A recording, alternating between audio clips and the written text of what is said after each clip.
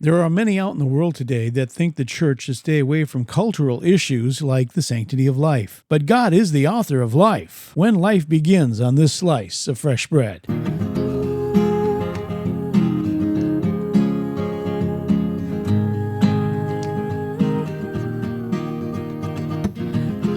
Welcome to Fresh Bread, a podcast ministry of Grace Bible Church, Gainesville, with Pastor Brandon and Pastor Keith.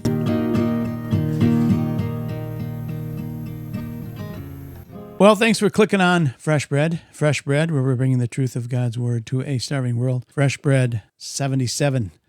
And today, we're going to do a podcast on abortion, which is not a real uplifting topic, but it's an important one. And I'm Pastor Keith, he's Pastor Brandon. And Pastor Brandon, you are at our church doing a series on life and the importance of it. And I just wanted to ask you before we start out is what was on your heart to lead you to want to do this series?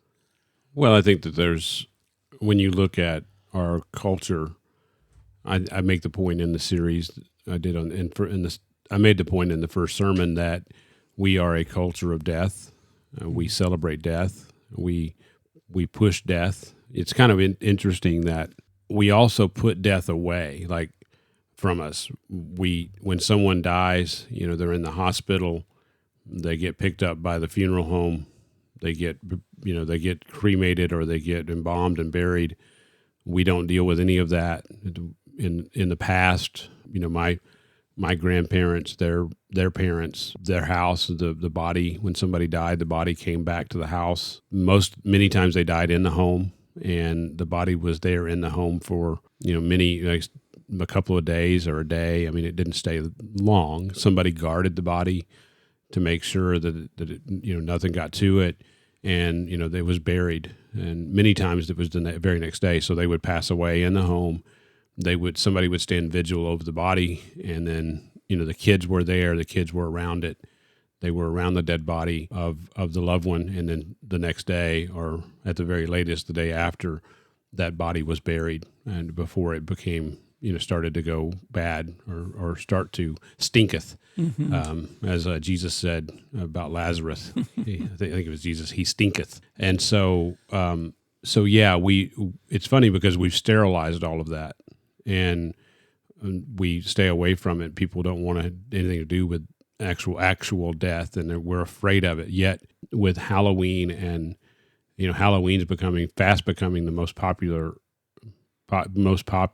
holiday, quote unquote holiday, that we have. And we're approaching Halloween now, and every year it seems to be more and more people decorating their yards with tombstones and with haunted houses and all these things. So there's a preoccupation about death. At the same time, we have sterilized death. And so, but then, politically, I think that abortion is the most important topic that we're dealing with. Well, I say that. Actually, I've kind of shifted a little bit, that I think it's really First Amendment rights, because at least I think under Harris and Walz, I think it's going to become very difficult for us to speak out about things that we're against. So I think if Harris and Walz wins, that we're going to see more censorship, and that especially on social media, in terms of being able to put stuff on the internet that we believe or don't believe, being able to speak out against what the governing officials are doing, being able to speak out against certain topics like abortion or like the LGBTQ plus issues, that it's going to be very difficult for us to speak out against them. I'm not sure that we're going to go to jail. I'm not sure that we would go to jail if we start preaching those things, and if we are preaching those things within the confines of the church. I do see the church having their tax exemption pulled away from them.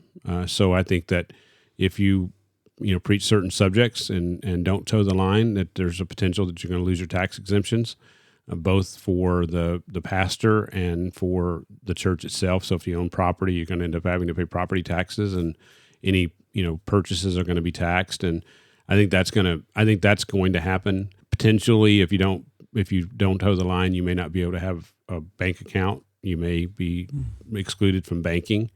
I don't know if it's going to go to the level of us going to jail for preaching out, at least in that context. Like if we teach within the church, that we would go to jail. But I do think that it's potential that we would go to jail if we go, even today, if you go to an abortion clinic, they're limiting what you can do and say and where you can be and those things. I mean, that began occurring. I read an article by Randy Alcorn. I mean, his situation many years ago, 20 plus years ago, where he was sued because of what happened at an abortion clinic, and they sued him for like $8 million, and they won the lawsuit, and he chose not to pay. And the only way he could get away from paying was he was not ever able to make more than minimum wage. And so they were able to set up the ministry and set up everything so that he would never make more than minimum wage personally. And so he never had to pay a dime for that lawsuit. And because it was his conviction that he didn't want to pay money to a abortion clinic. Like that was, he didn't want to be known, for the guy that, even though it was in the form of a fine, or not, it wasn't a fine by the government. It was it was a judgment against that he had to pay the abortion clinic for damages. And so, he had that conviction. He didn't want to do it. So he set up things financially where he wouldn't have to. And he did. I mean, there was nothing against the law of what he did. It was just the way they structured things legally. And so I say all that to say that was 20 plus years ago. And I think things are much worse today. And so I think if you're out there preaching in the street, I think if Harrison Walls wins, I think if you're out there preaching in the street, or if you're out there at an abortion clinic trying to preach the gospel, that you probably will be arrested and they will come after you financially. I think that's what's coming.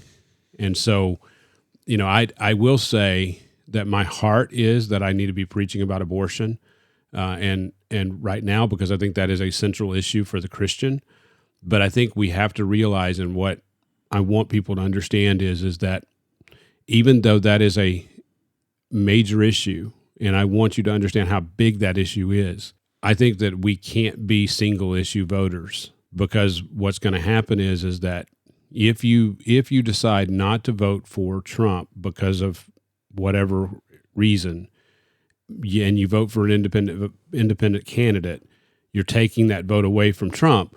The problem is that at least with Trump, even though you may not agree with him, even though right now he actually takes a pro-choice stance, and he would be what would be considered, in my opinion, a classic pro-choice, which means that there's a certain amount of time that a woman can make a choice whether to murder the baby or not. Mm-hmm. And so right now, yes, if you vote for Trump, you are actually voting for a pro-choice candidate. And that is a difficult decision for a Christian to make. But my concern is that if Harris and Walls get elected, not only will we get abortion, and we're going to get full throttled abortion, I think they're going to make it they're going to try to push through some sort of constitutional amendment or something protecting the right to the quote unquote right to abortion.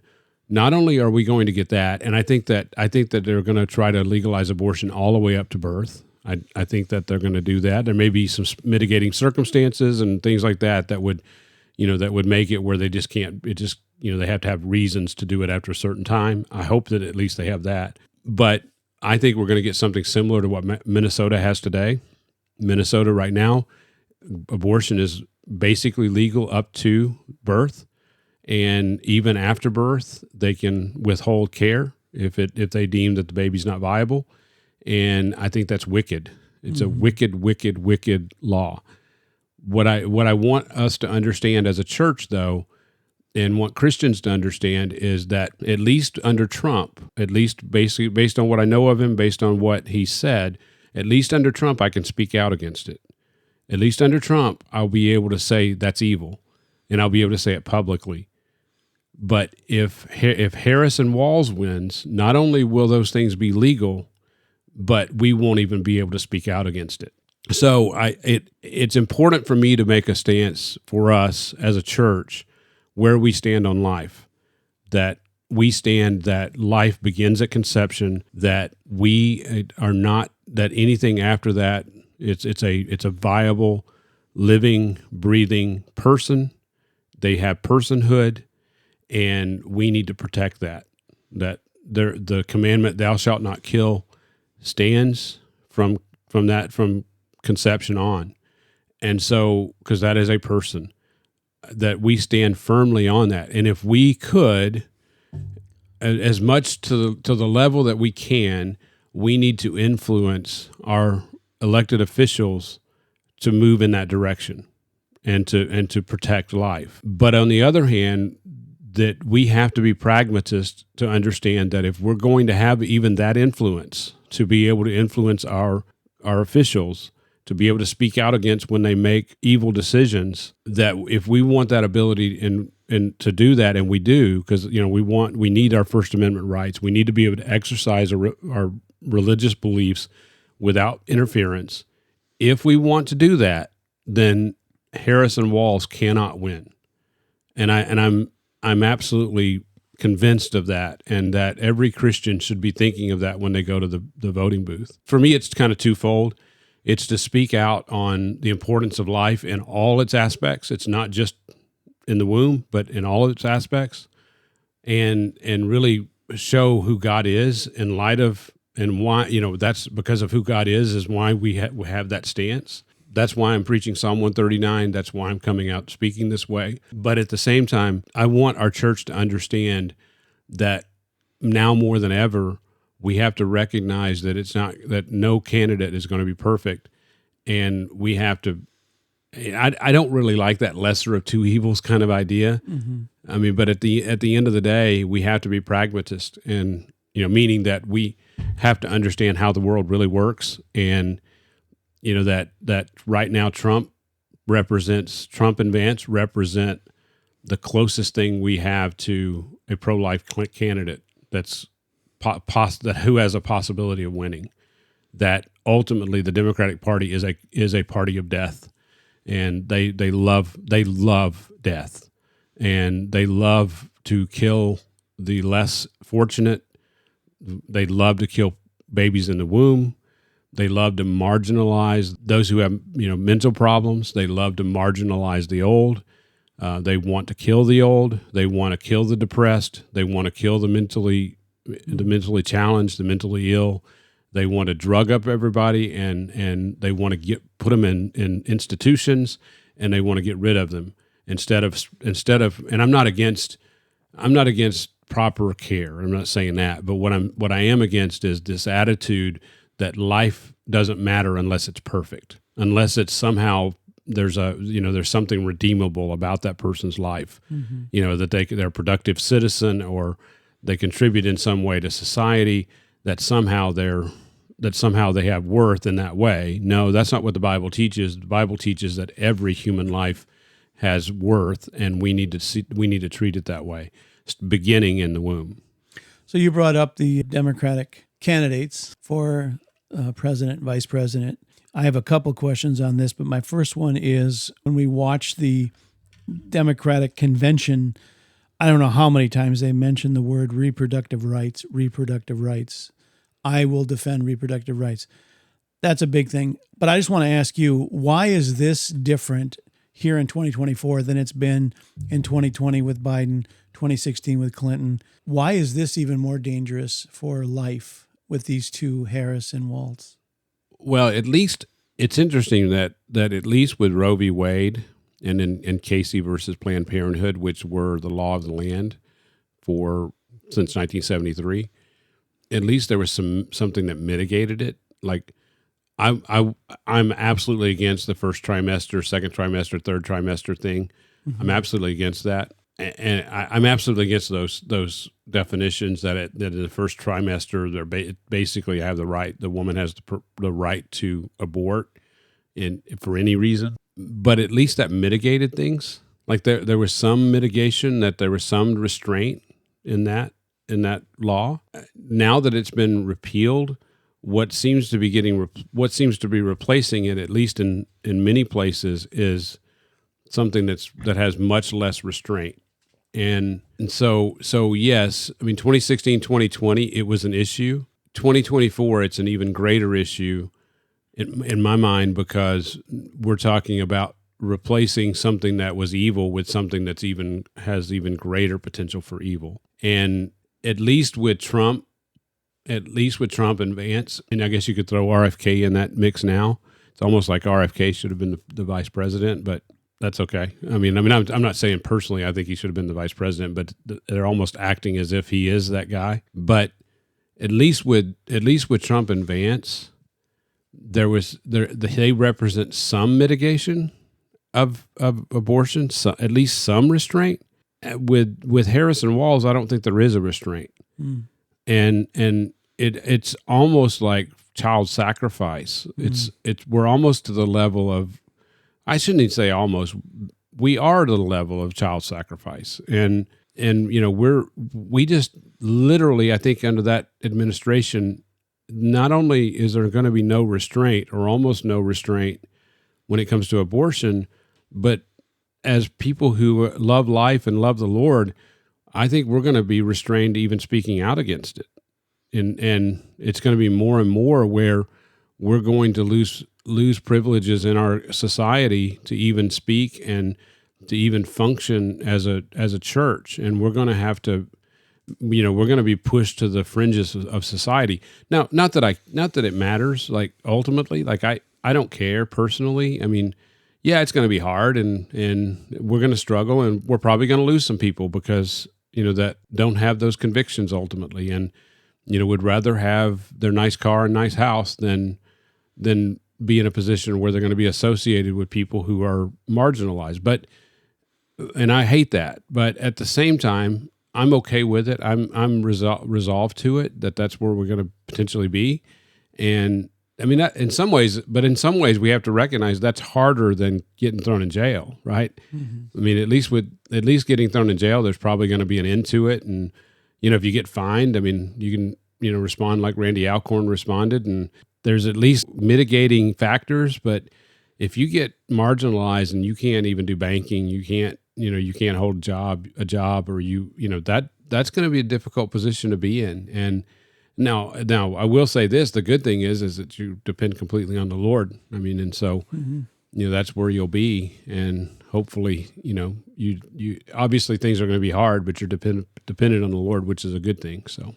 So as we do these fresh breads, we're talking to, I would say, mainly Christian listeners, hopefully our church and anybody else who happens to be listening with their believers. So as we look at abortion, as we look at what's happening, you said we can't be single issue voters. Life is important, right? That should be one of the top. Yes. Along with some other ones. But as we look at abortion, when you were going through on your sermon, you talked about when does life begin? We believe life begins when?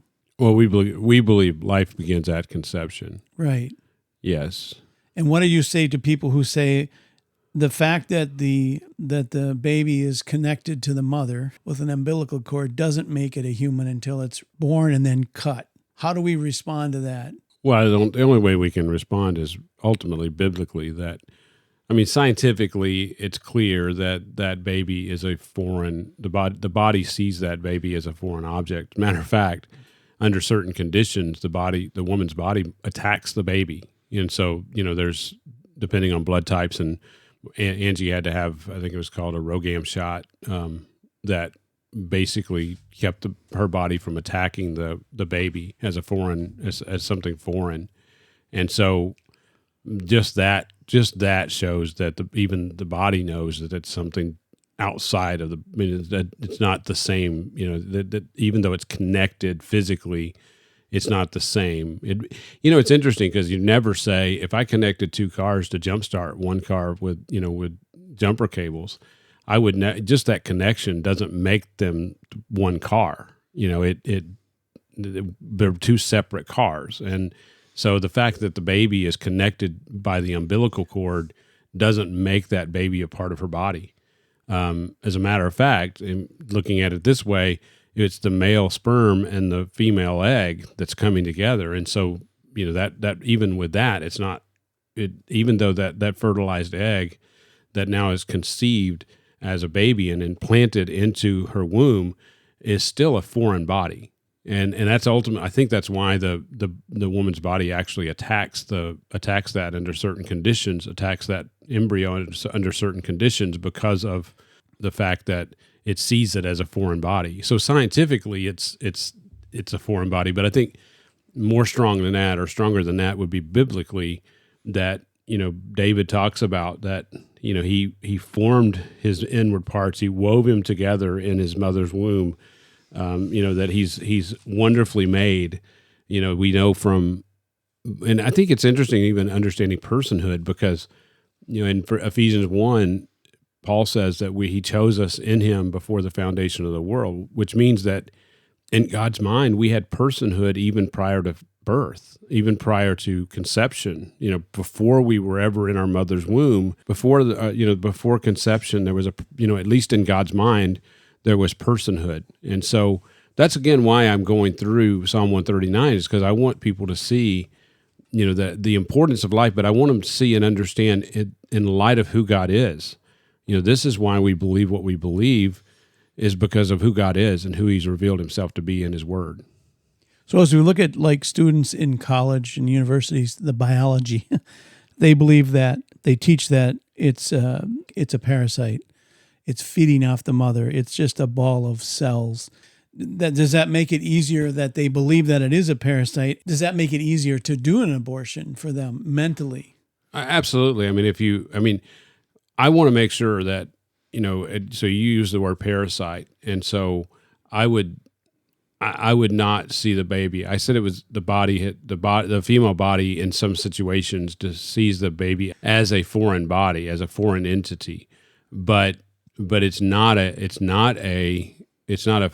parasite in the sense of negative thing. They see it as leeching off the mother, right? Yes, and the mother is nourishing positively. Right. The baby's not leeching negatively. Right. The mother is nourishing positively, and I would see it as nourishing the mother's body is where the baby is finding sustenance. The baby is being nourished by that, and so, in terms of a parasite, the only reason a parasite exist is to soak up off of the host, and that's not what a baby is. No, a baby is being nourished by the mother, and so I think that they do find comfort in thinking that it's just a bundle of cells that's parasitic in nature, and that if you can do that, because what do we do with parasites? Like, by and large, parasites are bad. And they need to be, if you have a leech on you, you generally leave that leech on you. You get rid of that leech. You don't leave it on you. And so that negative term parasite would definitely give them comfort, sinful comfort, but comfort nonetheless, that they're just getting rid of something that's bad, that's not good. And I would no more see a baby in the womb as a parasite as I would see a child as a parasite. That that's a 3-year-old child that's a 2-year-old child that needs almost constant care. They're not a parasite. So why would we have that attitude we exist to care for them, we exist to nourish them, we exist to protect them, and it's no different when the baby's in the womb. Yeah, it's almost like the baby is an enemy to the mother. And it's not. That evolution lends itself to thinking that something is less than life. Like, if you and I evolved from molecules to man, if we evolved from lower life forms to something that's a higher, quote unquote, higher life form, then ultimately what the argument is that we're meaningless. So that baby in the womb is not a baby. We can actually think of it as just a bundle or a ball of cells. We don't have to think of it as having importance. And so, I think evolution really lends itself to that mindset. Because we believe, like you said, life begins at conception, and the Lord has everything mapped out for that person. It is a life. Yeah, but from before the foundation of the world. Right. Yeah. It's not the first breath, which I think some people look at that. They see Adam, right, didn't become a person until God formed him and then breathed life into him. They would use that as an excuse to say, well, it's not a life until it takes its first breath. Yeah, I've even heard I've even heard Christian theologians try to make that argument, and that doesn't cut it. It's not a good argument. It's actually an evil argument. Yes, I mean, he did breathe life into Adam, but that doesn't. It's a special situation. Yeah, it's a special situation in describing Adam's creation. Yeah. Here's the thing I want to ask you: as a believer, can a believer, a true believer in Christ, be for abortion? No. I agree with that. So let's say if somebody comes out and makes a statement, let's say that I've heard pastors say this as well, that God is pro-choice because God doesn't want somebody born that isn't wanted, which is ridiculous because all babies are wanted. But let me just give the nuance that I think that there could be people who are misinformed, who are true believers, who are duped into thinking that, that because they have some nutball pastor that's trying to teach them, that life starts at first breath, and they're trying to teach them that, we can be pro-abortion, pro-choice, or whatever you want to call it, that you can be that and still be a Christian. And there are people out there that are doing that. And I do think that there are Christians who could be duped into that. I would argue, though, that if you are informed of the truth, to deny that and still be pro-choice, I have a hard time reconciling that with being a Christian. If you understand, if you've been taught and you've been informed, and you still choose to deny God's revealed word in these ways, I have a hard time believing that you can be a Christian. We've talked about this before where 20 years ago, voting Democrat, you could get away with it because it wasn't quite as left as it is now. But that's why I was trying to going with this question about Harris Waltz. As far as abortion and pro-life, they are probably the farthest to the left that we've ever had run. Yes. Two together. And as we look back at where Planned Parenthood began, I mean, you talked about this in your sermon with Margaret Sanger and how all this got started and how it is just kind of become part of our life, really, that abortion is, it's I think you said it, it's become a right? People believe that is my right. And we have this thing called, is it the Hyde Amendment, where he put that in so that people who are against abortion don't have to pay for them. The tax abortion. Harris wants to do away with that. So does Waltz. They want everyone to pay for everyone's abortions. And my next question for you is, as believers, as someone who doesn't believe in abortion, how do we stop our tax dollars to go to paying for abortions if they rescind that? Is there anything we can do, or is it just we vote pro-life people and pray that it doesn't come to that? Well, that's a tough question because obviously your tax dollars are going toward things that are illegal, things that are immoral even today. Like if I pay the U.S. taxes, I'm funding things that that's true. I would not agree with. And so, we do need to, that is something that would need to be thought through. That's something that would need to be considered. It's interesting because I think that the current tax system, the current income tax system, is not constitutional. And so I think we're already in a position where, they're taxing us for things that the Constitution never intended us to be taxed on. That we've got this monstrosity of a tax system where I don't know what percentage of our wages, but at least 50% of our income, if we have a regular job, is going to be taxed in some way. And so it's sad to me that we're in a position where we're almost in a position where I think a Christian could justify saying I'm not paying taxes because I know, what it's going to, and I can't stand for that. I think we're almost there. But I'm never going to say as a Christian, I'm not at this point, I'm not going to bind somebody's conscience that they shouldn't be paying taxes. Currently, I pay taxes. I'd love to figure out how not to pay as many as I pay, but they get us pastors coming and going, but in every way that they possibly can. And so, yeah, that's a tough question, and that's a conscience question. And I can tell you that at this point, if somebody as a Christian came to the point of saying, I cannot in good conscience give my money, pay my money to taxes to be used for evil purposes, I'm not sure I could tell them that they're wrong. I can't say that they would be in sin for that. And that's a tough one. I mean, that's a really tough one, because you get into, render to Caesar that which is Caesar's. And at this point, personally, I'm probably more, that direction of saying pay your taxes, and it's not your responsibility what they do with them. But I think we're fast approaching a point where civil disobedience is, I would have a hard time saying that somebody's wrong for that, Well, and that's why it's important. I think what you were saying, that you pro-life is on the top of our list. It doesn't have to be the only issue, but it has to be an important issue to vote those people in. Yeah, you earlier said we can't be single issue voters. The reason I want to make sure I reiterate that, yes, pro-life I think is the single greatest issue as Christians that we have to deal with. But things have gotten so bad at this point, there is no pro-life candidate that has a viable chance of winning.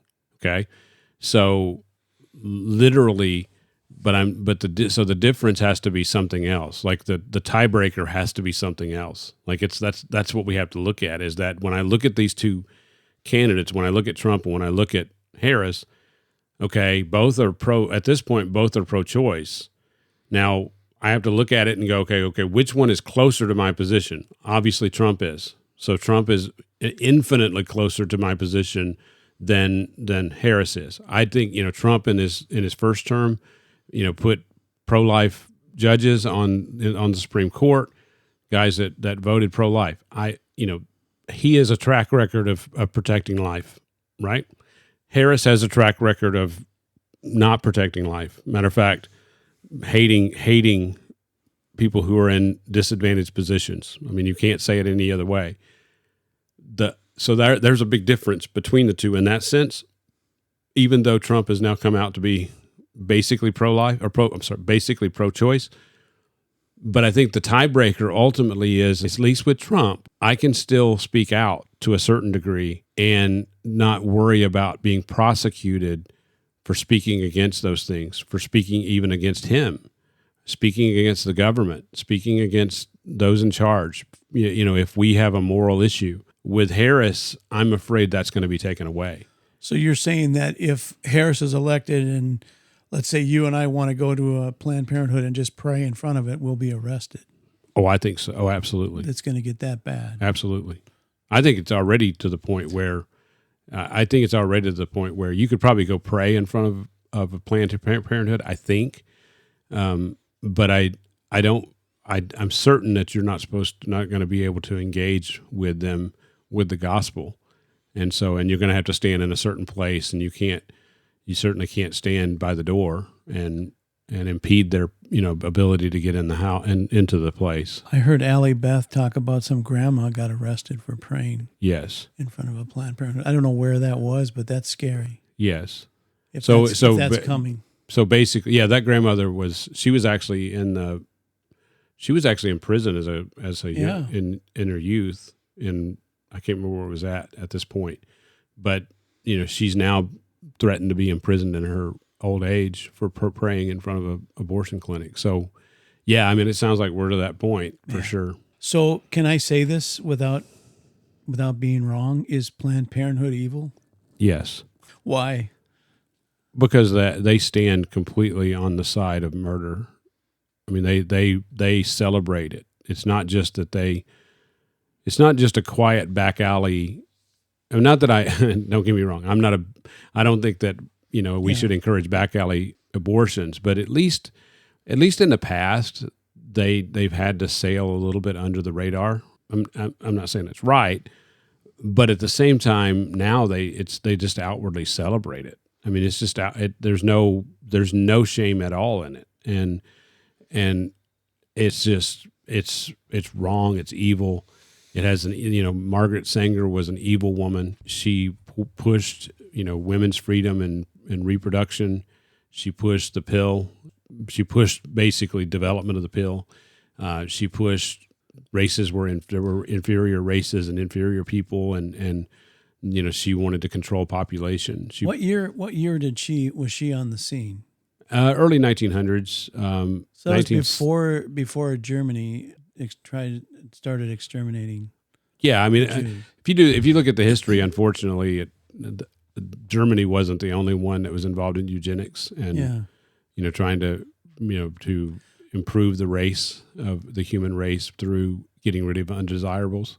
Yeah, Margaret Sanger, you just said she was trying to eliminate the black race or just keep it Well, low? It's interesting. I did research on that as best I could, and I read some of her essays, and I couldn't find anywhere where she specifically said that she was targeting the blacks, but where they placed Planned Parenthood clinics were in predominantly black neighborhoods, and so you could even in how they strategically placed them, it was clear that they were targeting African American communities, and sadly even today in some communities the abortion rate exceeds the birth rate.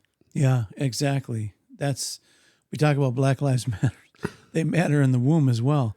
But Margaret Sanger, I think I remember reading that she did say that she was trying to eliminate the low IQ. Yes, she absolutely said that. She believed that a lot of those people were low IQ. Yes, she absolutely said that she was trying to eliminate. She wanted people who had, were basically accomplished to have babies, but not too many babies, right? Yeah. But at the same time, she was trying to eliminate just people who were out there who were of inferior, in her words, or her paraphrasing her, inferior IQ, inferior abilities, that they would be able to do the act of procreation without actually procreating, and it was to eliminate their population, because they are basically, I'll use the word parasitic. In her mind, they were parasitic. Yeah. Well, I don't know if you've heard of what they did to the Native Americans. The Navajo, when they would have a child, the doctors were, I don't know what they did, but they did something to the mother where she couldn't have any more children. So they were only allowed one child per, birth. Mm-hmm. And all these things were going on, and it's just crazy how as humans we try to monkey with this stuff. To me, it's like monkeying with the weather. It's just something we shouldn't be doing, but we should not be anything to do with humanity and human life going back there. But as we go forward now to our time, 2024, there seems to be no reason to not see it as a life. We have all these medical sonograms, and what else are there? It's a life. Yeah, basically we have the ability to see in the womb, see into the womb to a level of being able to see features, to be able to see even, actions, personality, even to be able to gauge personality in the womb through these pictures that, show these babies sucking on their thumb, Mm-hmm. Just things that they would do as a baby outside the womb. And so, matter of fact, one of the things that people who are pro-life do is try to get these women who want to abort their babies to at least see a picture of them and show them, so that they have to reckon with the truth that they are actually a baby in the womb instead of just a bundle of cells. And that's true early on. That's true even within the first 3 months, that there's formation of things that would show that they are truly a human life, even at those early stages in the pregnancy. And so with the technology that we have, as a matter of fact, the pro-choice people would try to keep people from having that access. They don't want women to have the access to know what their baby looks like, because they know as soon as she sees the baby, there's going to be now a wrestling in her heart and mind, that now that baby, there's something real about that baby as opposed to just a clump of cells. So it is a total, absolute 100% lie to say that God is pro-choice. Oh, God is pro-life. It's a lie. My phrase is, it's a lie from the pit of hell. Oh yeah. And I can tell you, any theologian, any pastor, any Christian who tries to say that is an evil person. and they're acting in an evil way, and they need to be called to repentance. So as we look at Scripture, you're going through Psalm 139, David, that beautiful sketch of how we get to see in the womb, God knitting him together, and like you said, there's a personality there, there's things going on.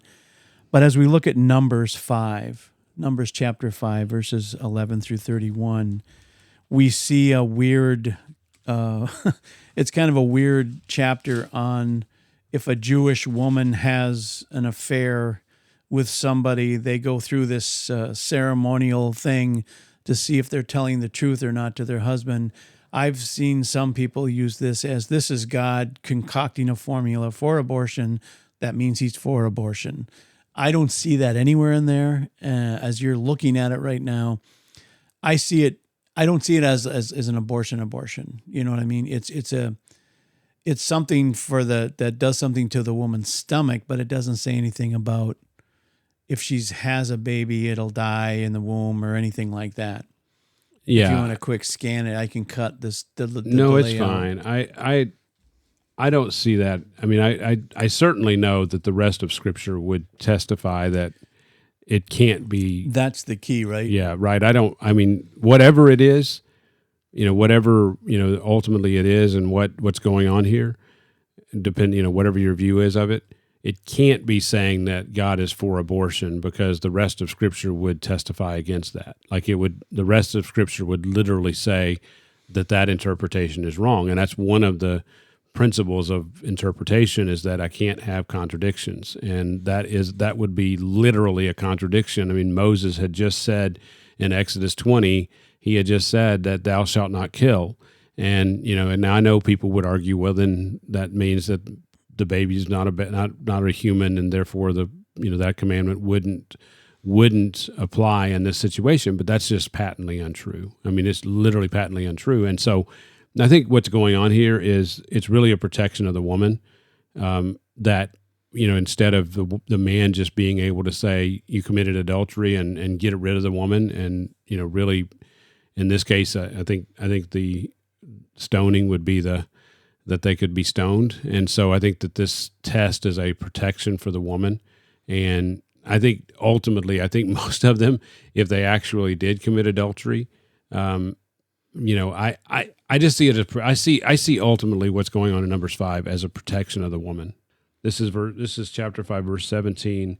The priest shall take holy water in an earthenware vessel, and he shall take some of the dust that is on the floor of the tabernacle and put it into the water. So basically, it's this holy water, and it's dust that's in it. And basically, it says, the priest shall have the woman stand before the Lord, and let the hair of the woman's head go loose, and place the grain offering of memorial in her hands, which is the grain offering of jealousy, and in the hand of the priest to be the water of bitterness that brings a curse.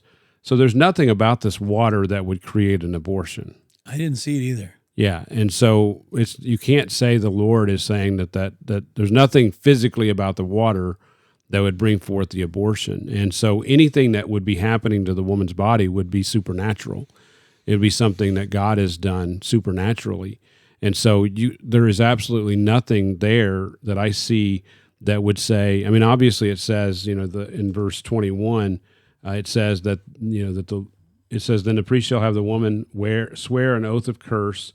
The priest shall say to the woman, the Lord make you a curse and an oath among your people by the Lord's making your thigh waste away and your abdomen swell. So the Lord is the one who's making that happen, and assuming that the woman is guilty. And so it would seem like in this time that, if you remember, this is during the wilderness wanderings, and the Lord was present in the tabernacle, and he was present among the people. And it would seem like at this time, supernaturally, the Lord was doing something in order to reveal that she had been unfaithful, that she had committed adultery. And so I see it as a protection of the woman, because if the woman is not guilty, the Lord is not going to make this happen. If the woman is guilty, then the Lord is going to cause this to happen. But there's nothing in here that would say that this is something that would that has anything to do with abortion. It's all of the Lord. And even if the Lord takes the baby away, that's his prerogative as God. That's his prerogative. And I take the if the Lord takes it away, then he's taking the baby to himself, in my opinion, in terms of what I see biblically. So ultimately he's saved that baby, and it's his prerogative. God is God and I'm not. So if he chose to do that, but I cannot see where this has anything to do with us taking our hand to a baby and murdering that baby. And if you look at Jewish law, going back to the Old Testament and even through the New Testament, it does talk about if a pregnant woman is kicked in the stomach or something and she has a miscarriage, that person who did it is charged with murder. Yes. So it's pretty cut and dry. Well, it's interesting you say that, because even in our own law, there's kind of a two-edged. Yeah. That the woman can have an abortion. A woman can abort, a child from her womb, murder her baby in her womb, and not be guilty. But if she were in an accident that somebody else caused, that person could be held liable for, or if her husband beat her and the baby dies, he could be charged for that death of that baby. And so under the court of law, it's kind of double. It's contradictory. It's a contradictory thing where in one sense that she can take her hand to the baby, but then in another sense that if something happens to her and that baby dies, if somebody does something to her and that baby dies, that person can be charged for the murder of the baby. So you can't really have it both ways. So it even in that there's a contradiction, which shows both things can't be true. Yeah, that's true. It's more, I guess it would fall under the my body, my choice, right? The woman's making the choice to end it, whereas somebody else ended it for her. It wasn't her choice. Well, I guess it would work if that baby was actually part of her body, but it's not. It's interesting. I think that's where it comes down. The only reproductive right a woman has is to choose not to have sex. Well, that's what I was going to ask you. My last question for you. Does it all come down to women having an issue with the way God has designed reproduction? Because women carry the baby. Mm-hmm. That's the way God designed it. Mm-hmm. Men don't. So men are a little bit more, hey, free and easy. Absolutely. And women want to be free and easy. Yes. So that was the only way they could do it. Well, I think it comes back, to chapter 3 of Genesis, where, he gave the curses, and he says in chapter 3, verse 16, to the woman he said, I will greatly multiply your pain in childbirth. In pain, you will bring forth children. And so what we see there is that, that there is that childbirth is not going to be easy. It's going to be in pain.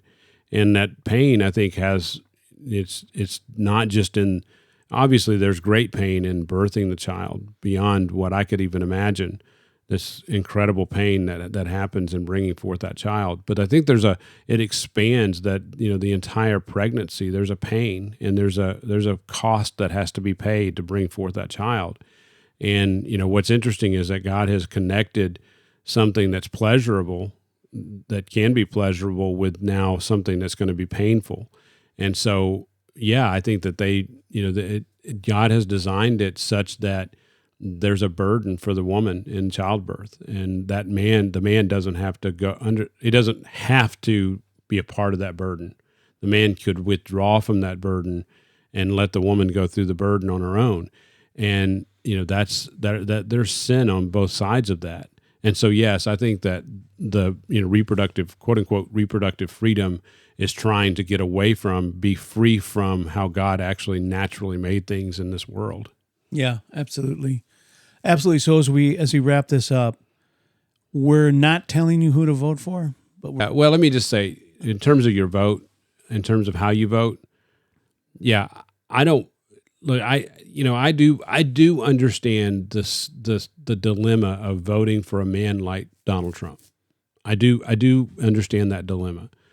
What I'm trying to get everybody to understand is as well, though, is that we need to be wise as serpents and understand how how this world works. And I'm voting for I need to vote in a way I have to vote pragmatically. I mean, in terms of where we are and understand where we are, because if I don't understand how evil Harris and Walz really are, then letting them come into office is going to be devastating. It's going to be devastating for the unborn. It's going to be devastating for the old. It's going to be devastating for the mentally ill.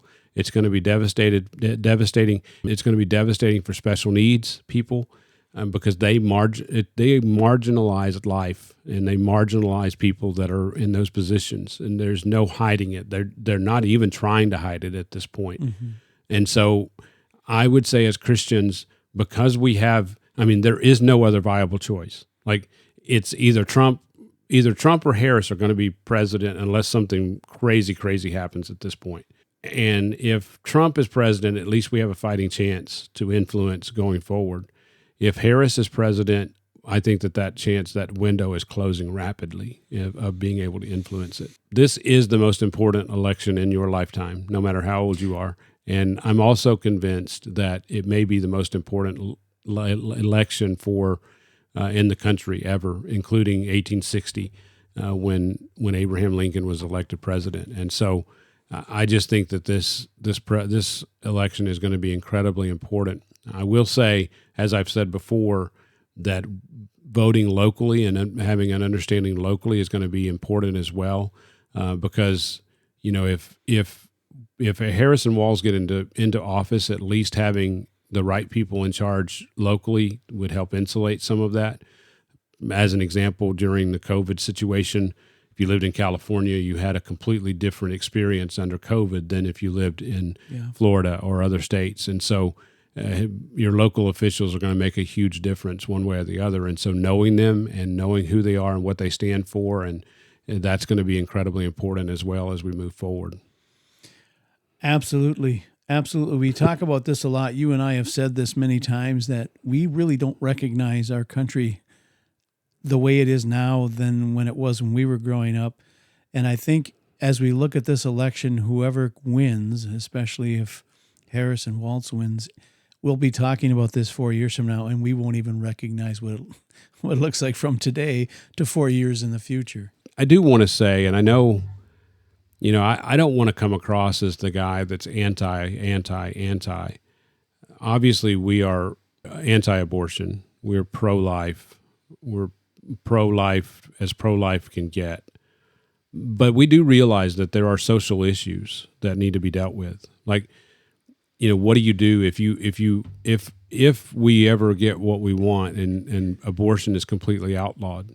What do you do with all those babies? I mean, because there are going to be a bunch of babies born, because people it's going to be illegal, potentially would be illegal to do it.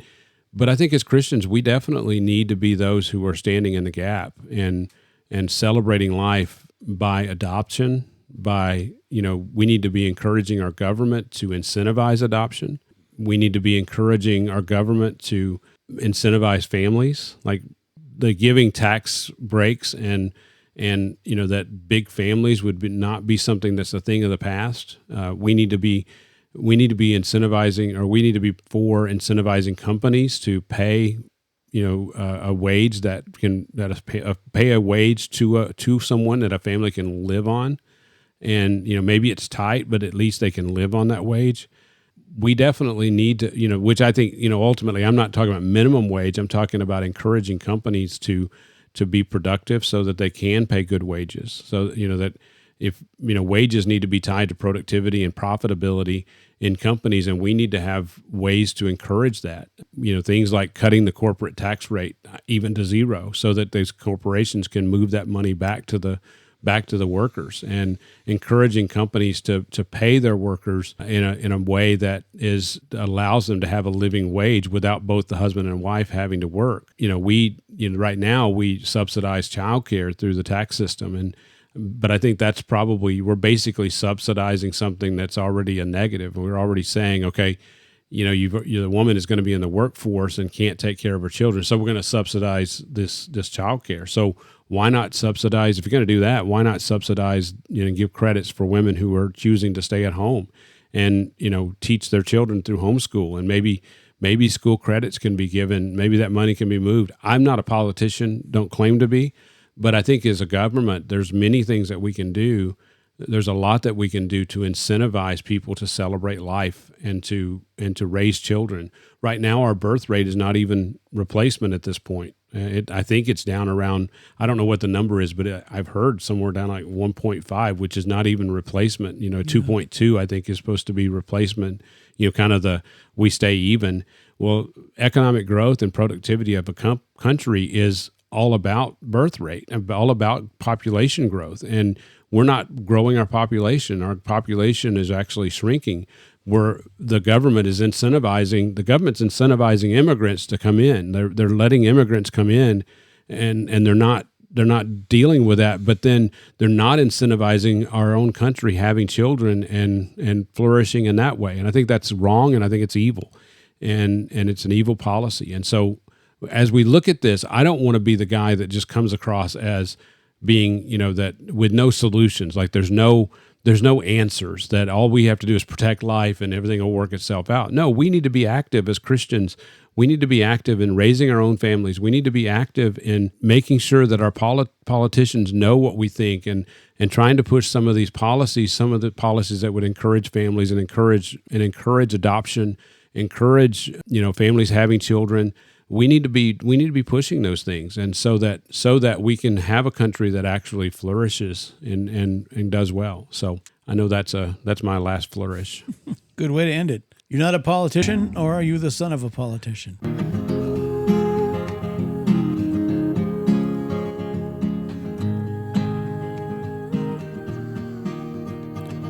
You've been listening to Fresh Bread, a podcast ministry of Grace Bible Church Gainesville. For more information, go to gracegainesville.org. And thanks for listening.